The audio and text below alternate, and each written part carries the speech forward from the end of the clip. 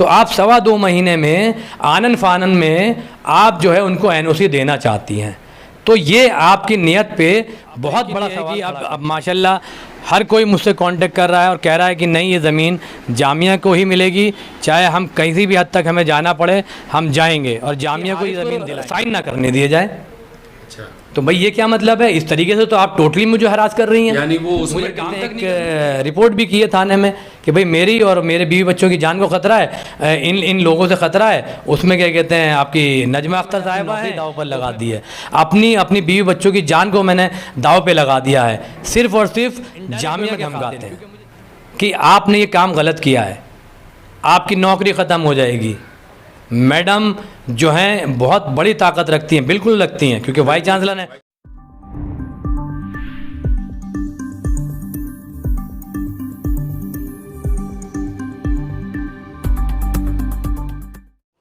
ज़मीन का मसला जो लेकर ये जगह जगह इनकी वीडियो वायरल हो रही है, और क्या है ये ज़मीन का मसला और क्या ज़मीन क्यों बेच रही है जामिया और क्यों ये इस तरह की बातें चल रही हैं कि ये अभी मिसेस ज़किया ज़हीर के ज़किया ज़हीर जो हैं वो कौन हैं, क्या हैं, ये सब हम मालूमात करेंगे। इधर ये हारी साहब से क्यों क्या हुआ इस ज़मीन के लिए लेकर। सर, मैं अपनी बात शुरू करता हूँ कि जो हमें संविधान ने, जो कॉन्स्टिट्यूशन ऑफ इंडिया ने हमें जो एक अंडर 19 के तहत हमें right to freedom of speech का हक़ दिया है, उसके तहत मैं बात शुरू करूँगा। आपने मुझसे ये सवाल किया कि जामिया मसला क्या है इस ज़मीन का।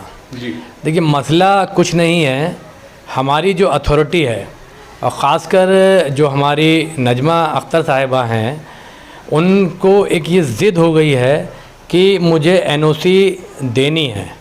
जी, तो सिर्फ एनओसी देने के ऊपर ये सारा मसला खड़ा हुआ है, क्योंकि इस ज़मीन का मसला ये है कि ये एमजी सैयदैन साहब के बीच में और जामिया मिल्लिया इस्लामिया के बीच में सन 57 के अंदर एक एक्सचेंज डीड साइन हुई थी।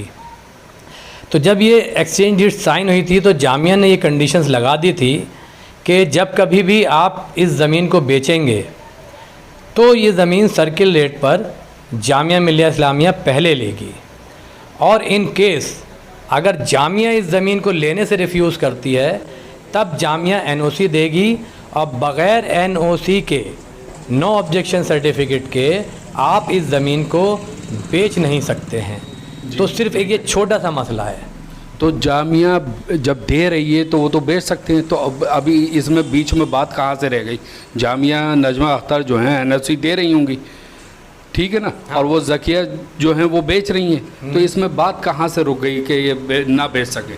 देखिए, हम वो बेच रही हैं, उससे हमें कोई वो नहीं है। जी 2002 के अंदर ऑलरेडी जामिया मिल्लिया इस्लामिया ने इनका ही हिस्सा, जो कि इनके बहनों के अंदर आपस में बंटवारा हो गया है सैयदैन साहब की बेटियों के बीच में, तो 400 गज़ ज़मीन ऑलरेडी जामिया ने 2002 में ले रखी है, और आप जो डिस्टेंस एजुकेशन की बिल्डिंग जो है उसी 400 गज़ ज़मीन के ऊपर बनी हुई है। तो हमारा ये कहना है कि आखिर क्यों आप एनओसी देना चाहते हैं। ये सर्किल रेट के हिसाब से सिर्फ 5 या 6 करोड़ की ज़मीन है जी, तो आप 5-6 करोड़ रुपए के कहते हैं ज़किया ज़हीर साहब को दे दीजिए, आप ले लीजिए, क्या परेशानी है। आप जामिया के ख़िलाफ़ काम कर रही हैं, आप जामिया की शेखुल जामिया हैं। यहाँ पे मैं एक चीज़ आपको बताना चाहूँगा कि जिस वक्त, ये आज़ादी से पहले की बात है, जी जब जामिया के पास पैसा नहीं था जामिया चलाने के लिए, तो ज़ाकिर हुसैन साहब हमारे जिन्होंने इसकी बुनियाद रखी, और आज जामिया इतना बड़ा हो चुका है, इतना फैल चुका है, तो ज़ाकिर हुसैन साहब गए गांधी जी के पास, महात्मा गांधी जी के पास। जब ज़ाकिर हुसैन साहब गए, उन्होंने कहा कि हम अब जामिया को नहीं चला सकते क्योंकि अब हमारे पास पैसा नहीं है। तो महात्मा गांधी जी ने उस वक्त जमना लाल बजाज साहब को ख़त लिखा, और ये उनको उसके अंदर ख़त के अंदर ये लिखा कि आप जामिया की हर मुमकिन मदद करें। जी, तो जामिया के कोई साहब थे, वो जमना लाल बजाज के पास गए, साहब के पास गए, और उन्होंने महात्मा गांधी जी का ख़त उनको दिया। तो बहुत ताज्जुब की बात है कि उस वक्त, क्योंकि बहुत बड़े आदमी थे जमना लाल बजाज साहब, तो वो ख़ुद पर्सनली क्या कहते हैं जामिया के अंदर आए, और जितने भी जामिया को पैसे की रिक्वायरमेंट थी वो जमनालाल बजाज साहब ने जामिया को दिया।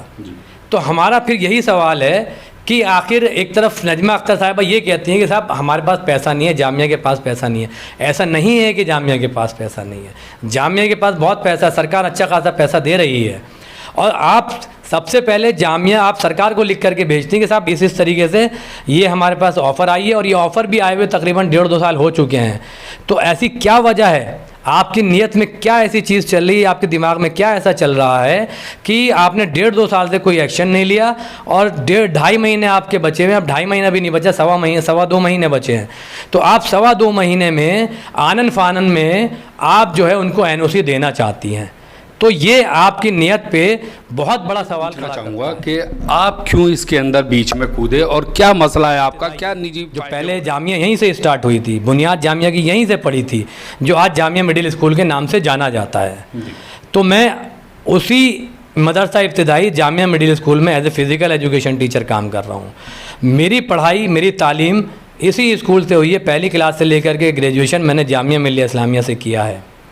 तो जाहिर सी बात है कि एक अलुमनी होने के नाते, एक जामिया एम्प्लॉय होने के नाते, और मैं जामिया स्कूल टीचर एसोसिएशन का सेक्रेटरी भी हूँ।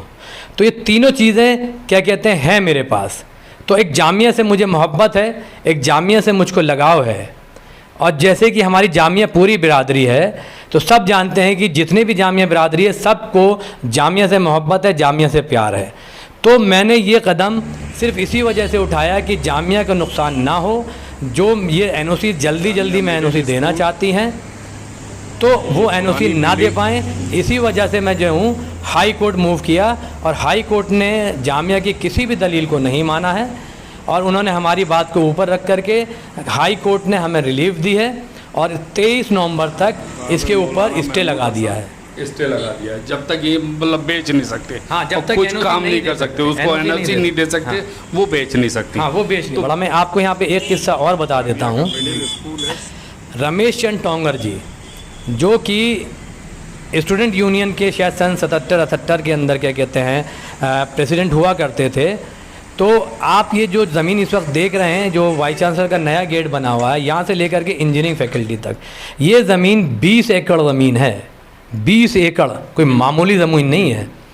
तो जिस वक्त इस ज़मीन के ऊपर अब्दुल सत्तार साहब और कम्मों ने कब्ज़ा किया हुआ था, वो खाली नहीं कर रहे थे इस लैंड को, तो रमेश चंद टोंगर बाहर आए थे। वो ट्रैक्टर लेकर के आए, और कुछ अपने साथियों के साथ, जो ये लोग खेती किया करते थे उसके ऊपर, खेती के ऊपर ट्रैक्टर चलाया, और 20 एकड़ ज़मीन के ऊपर, जिसके ऊपर आज फैकल्टी ऑफ इंजीनियरिंग, लॉ, आपकी सोशल साइंस और जितनी भी बिल्डिंगें बनी हुई हैं, वो उस ज़मीन को जामिया को हैंड ओवर करवाया, जामिया को उसका पोजीशन दिलाया। तो जामिया के स्टूडेंट्स ने, पुराने स्टूडेंट्स ने जामिया के लिए ये भी काम किया हुआ है। तो उनकी भी कहीं ना कहीं हमारे दिमाग में ये चीज़ थी। कहना चाह रहे हैं कि टोंगर साहब ने ये ऐसा करा, तो आज आप खड़े हैं, तो आप भी ये चाहते हैं कि ये ज़मीन ना बिके और जामिया के काम आए, जामिया के बच्चों के काम आए। जी जी बिल्कुल, मेरा मकसद ही ये है कि ये ज़मीन जो है जामिया ले इस ज़मीन को। 855 गज़ कोई कम ज़मीन नहीं होती है। अगर आप उसकी आज की डेट में मार्केट वैल्यू देखेंगे तो यहाँ पे आराम से मतलब 4-5 लाख रुपए गज़ यहाँ पे रेट है, मार्केट रेट है। तो उस हिसाब से बहुत आराम से 855। आप कहना चाह रहे हैं कि 45-50 करोड़ की वो जगह है, लेकिन वो कितने में जा रही है NOC देने के बाद, अगर ये देते हैं? देखिए, जो मैडम ज़किया ज़ही साहब ने लिख करके जामिया को दिया उसमें 17 करोड़ का है कि 17 करोड़ में हमारी डील हो गई है। तो 17 करोड़ में जामिया ले ले, ये हमें NOC। वाइस चांसलर साहिबा जो हैं, आपने जितने भी हेड्स हैं उनको बुला रही हैं, डीन्स को बुला रही हैं, और ये कह रही हैं कि साहब आप इस इशू पे क्यों नहीं बोलते हैं, आप आर्टिकल्स लिखिए, आप ऐसा करिए, आप वैसा करिए। और बहुत अफसोस की बात यह भी है कि जितने भी प्रोफेसर से जब वो मीटिंग लेती हैं तो उनके फ़ोन बाहर रखवा देती हैं। अच्छा, हाँ, आखिर ऐसा मैडम को क्या डर है कि जितने भी बड़े बड़े प्रोफेसर हैं वो अपने फ़ोन बाहर रख करके जाते हैं या स्विच ऑफ करके जाते हैं? भाई, इसका मतलब आपकी नीयत में कहीं ना कहीं कुछ है, कुछ चल रहा है, आपकी नीयत ठीक नहीं है कि जो आप सारे स्टाफ को आप बुला रही हैं। दाल में काला समझे। बिल्कुल, हमें तो देखिए बिल्कुल लगता है कि कुछ ना कुछ दाल में काला है कि क्यों आखिर आप अपने जाने से पहले NOC देना चाह रही हैं।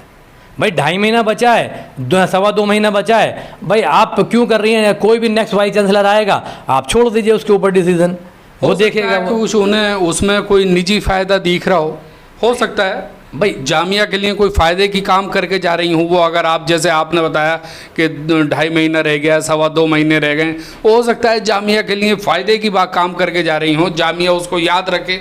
देखिए इस इशू के अंदर हर कोई ये जानता है, इस वक्त पूरा जामिया एक है, पूरी जामिया बिरादरी एक है इस इशू को लेकर के। अब मैडम की नीयत इस ज़मीन को लेकर के अच्छी कहाँ से है, तो हम उनसे यही कहेंगे कि अब वो क्या प्रेस कॉन्फ्रेंस करें और बताएं कि भाई 855 गज ज़मीन वो क्यों छोड़ना चाहती हैं। आखिर क्या उन्होंने सरकार को लिखा, गवर्नमेंट ऑफ इंडिया को लिखा कि साहब हमारे पास ये ऑफ़र आई है, हम जो है इस ज़मीन को लेना चाहते हैं, इतने 5-6 करोड़ की ज़मीन है सर्किल रेट के हिसाब, उसके अंदर हाँ जो टर्म्स एंड कंडीशन है उसमें यह भी है कि जामिया सर्किल रेट पर लेगी, सर्किल रेट पर लेगी। तो आप सरकार को लिखिए, सरकार क्या कहते हैं एक्वायर करके आपको दे देगी। आपने क्यों ये स्टेप नहीं उठाया? आप क्यों डायरेक्ट क्या कहते हैं इसी में पुटअप करना चाहती हैं, जबकि हमारे पास प्लानिंग कमेटी है जो इस तरीके के सारे मैटर्स होते हैं वो प्लानिंग कमेटी के अंदर रेफ़र होते हैं, तो जो उनकी रिपोर्ट होती है उसके बिहाफ पे फिर काम होता है। तो आखिर आपकी नीयत में ऐसा क्या है कि आप डायरेक्ट क्या कहते हैं इसी में रख करके आप एनओसी देना चाहती हैं?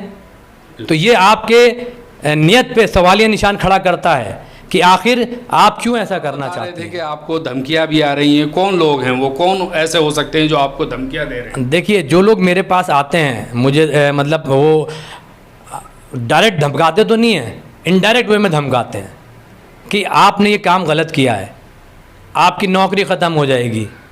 मैडम जो हैं बहुत बड़ी ताकत रखती हैं, बिल्कुल रखती हैं, क्योंकि वाइस चांसलर हैं। मैं तो देखिए एक मिडिल स्कूल में छोटा सा मास्टर आदमी हूँ, तो उनकी बहुत बड़ी ताकत है। तो उनकी तरफ से मुझे धमकियाँ आ रही हैं कि आप ये जो काम किया है ये बहुत गलत काम किया है, ये मैडम के ख़िलाफ़ है और मैडम बहुत ज़्यादा नाराज़ हैं आपसे और मैडम आपको के ऊपर बहुत ख़तरनाक एक्शन लेंगी, मैडम आपको टर्मिनेट कर देंगी। और जो झूठी कंप्लेंट एक मैडम ने जो नसीम हैदर असिस्टेंट रजिस्ट्रार हैं उनसे मेरी करवाई है थाने के अंदर कि इसने हारिस ने जो है प्रोफेशनल गुंडाज मेरे क्या कहते हैं घर भेजे और मुझे और मेरी बीवी को जान से मारने की धमकी दी। आप जानते हैं, आप यहाँ रहते हैं इलाके के अंदर, आप मेरे बारे में जानते हैं क्योंकि मेरी 50 साल से उम्र क्रॉस हो चुकी है। कोई भी अगर ये बता दे इलाके के अंदर या मेरे स्कूल के अंदर कि मेरा कैरेक्टर ऐसा है कि मैंने कभी किसी को जान से मारने की धमकी दी हो। मैं यहीं पे पूछूंगा आपसे, कोई ऐसा किसी ने आपका नाम लेके किसी को उनको धमकी दी क्या, या कोई गुंडे पहुंचवाए उनका आपका नाम लेके? कोई नहीं, देखिए ऐसा कुछ नहीं है, क्योंकि रीज़न उसका ये है कि 24 आपके ये अगस्त में स्टे ऑर्डर आ गया था, ठीक है, और 24 शाम को ही मेरे ख़िलाफ़ रिपोर्ट हो गई। तो इसका क्या मतलब है? हमें अंदर से ये खबर पता चली है कि नसीम हैदर को मैडम ने बुलाया और बुला करके ये कहा कि आप हारिस के ख़िलाफ़ शिकायत करो, मैं तुम्हें अभी डिप्टी रजिस्ट्रार की सिलेक्शन कमेटी होने वाली है, तो उन्होंने कहा कि मैं तुम्हें डिप्टी रजिस्ट्रार बना दूंगी, यानी प्रमोशन हो जाएगा। प्रमोशन हो जाएगा। उसका सबूत आ भी गया क्योंकि 24 में स्टे आया है और 28 के अंदर आपकी सिलेक्शन कमेटी के जितने भी इंटरव्यू के लिए कॉल गई है, 28 लोगों को कॉल गई है, उसके अंदर नसीम हैदर का नाम है। जो हमें बात पता चली थी, तो इस बात से ये साबित होता है कि नसीम हैदर ने मेरे ऊपर गलत इल्ज़ाम लगाए सिर्फ़ और सिर्फ अपने आप को डिप्टी रजिस्ट्रार बनने के लिए, अपनी प्रमोशन के लिए, अपनी प्रमोशन की खातिर के लिए उन्होंने ये काम, ये हरकत की है उन्होंने। यानी ये बिल्कुल खारिज कर रहे हैं आपके इस तरह की कोई मैटर नहीं है कि कोई गुंडे भेजे या धमकी भरी कोई फ़ोन, इससे आप बिल्कुल इनकार कर रहे हैं। देखिए ये तो देखिए थाने के अंदर रिपोर्ट हुई हुई है, ठीक है, ये तो इन्वेस्टिगेशन होगी, इन्वेस्टिगेशन का मैटर है। जब इसकी इन्वेस्टिगेशन होगी तो नसीम साहब को ये बताना पड़ेगा, नसीम हैदर साहब को ये बताना पड़ेगा कि मैंने कौन से गुंडे भेजे, कौन थे वो। जब हाँ भाई जाहिर सी बात है, सीसी कैमरा हर जगह मौजूद है भाई, उनके अगर गुंडे गए तो उनके घर पे भी कैमरा लगा हुआ है। जाहिर सी बात है, जब पुलिस प्रशासन इन्वेस्टिगेशन करेगा तो दूध का दूध पानी का पानी हो जाएगा। हाँ, जो लोग गए थे जाहिर सी बात है कि उनके फेस होंगे, उनको बुलाया जाए, पकड़ा जाए और उनसे मेरा कनेक्शन जो है साबित किया जाए। बिल्कुल। जामिया की अगर वाइस चांसलर शेखुल जामिया अगर आज की डेट में आकर के जामिया बिरादरी से ये अपील करती हैं या एम्प्लॉयज़ से ये कहती हैं कि साहब हमें इतने पैसे की ज़रूरत है, तो मैं नहीं समझता कि कोई भी ऐसा होगा कि जो जामिया के लिए जामिया के खातिर पैसा ना दे। क्योंकि आज मेरे पास प्रोफेसर्स के फ़ोन आ रहे हैं, बड़े बड़े लोगों के फ़ोन आ रहे हैं मेरे पास।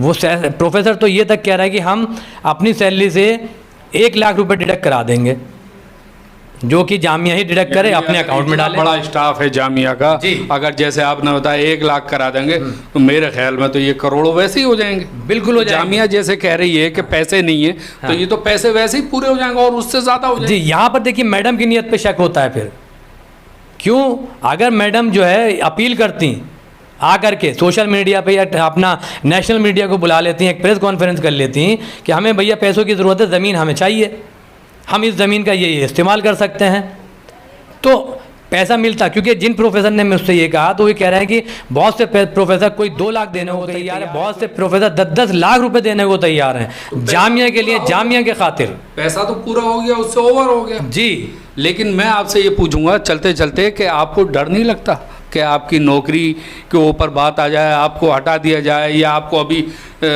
थाने में रिपोर्ट हुई थी, एक व्हाट्सएप पे रूमर उड़ा था कि भाई हारिस खां को कहीं घुसने न दिया जाए और जो घुसने देगा उसके ऊपर कार्रवाई होगी, वो क्या था? देखिए वो बात देखिए सही थी।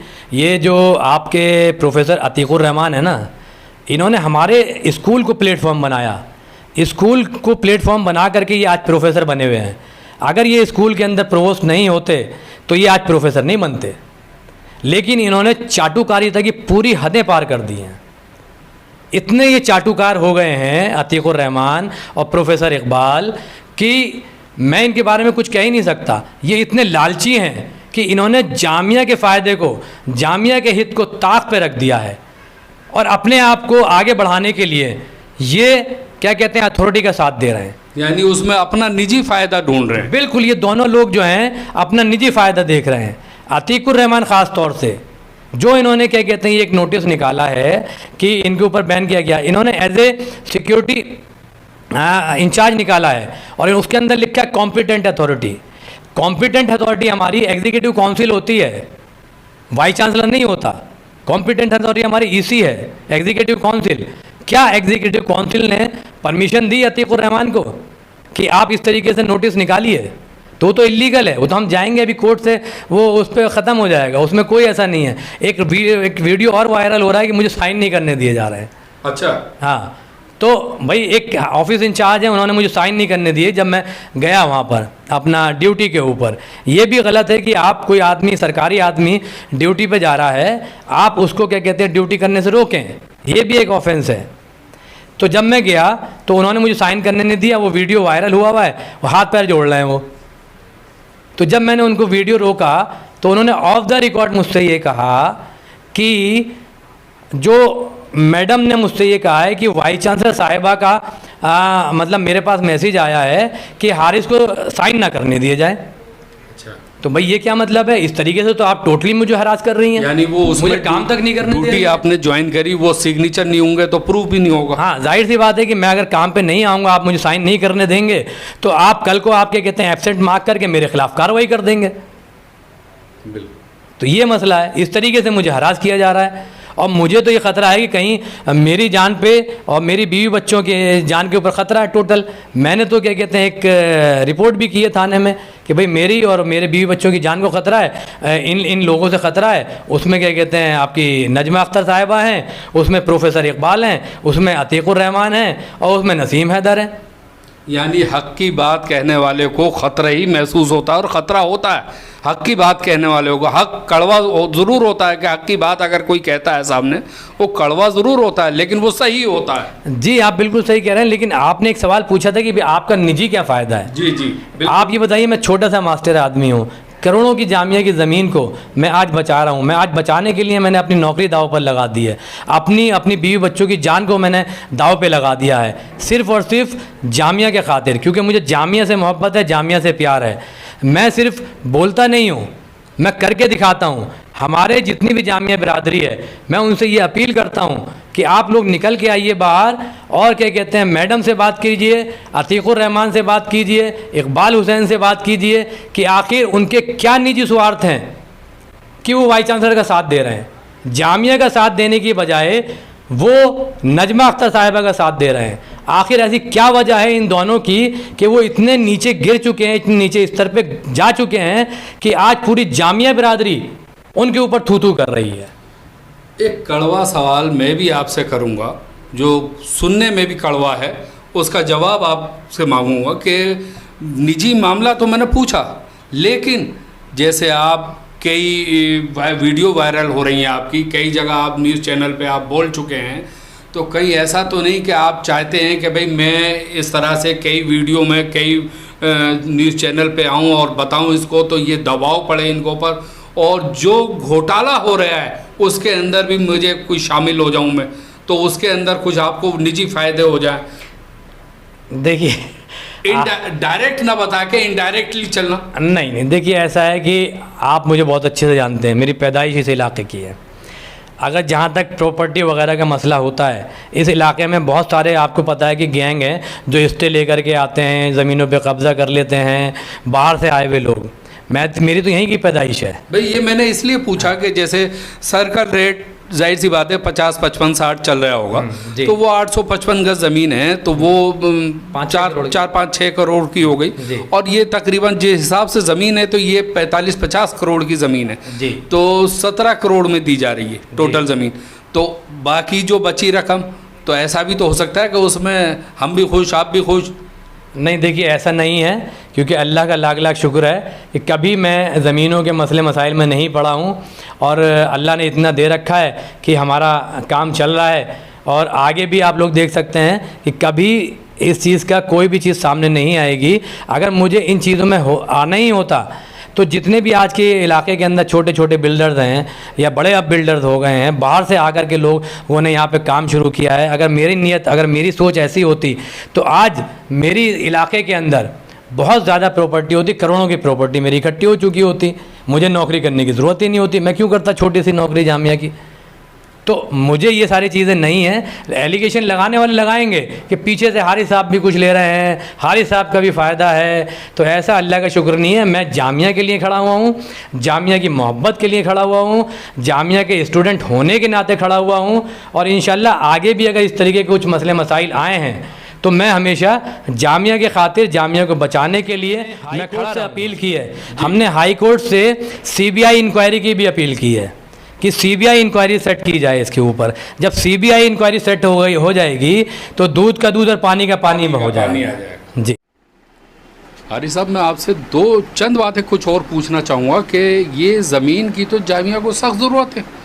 जामिया में पूरे वर्ल्ड में फेमस है जामिया, और जामिया के अंदर लोग जगह जगह से पढ़ने आते हैं, स्टूडेंट आते हैं, जो उनके लिए हॉस्टल की भी ज़रूरत है, बच्चों के पढ़ाई के लिए रूम्स की भी ज़रूरत है, तो जामिया क्यों इसको बेच रही है?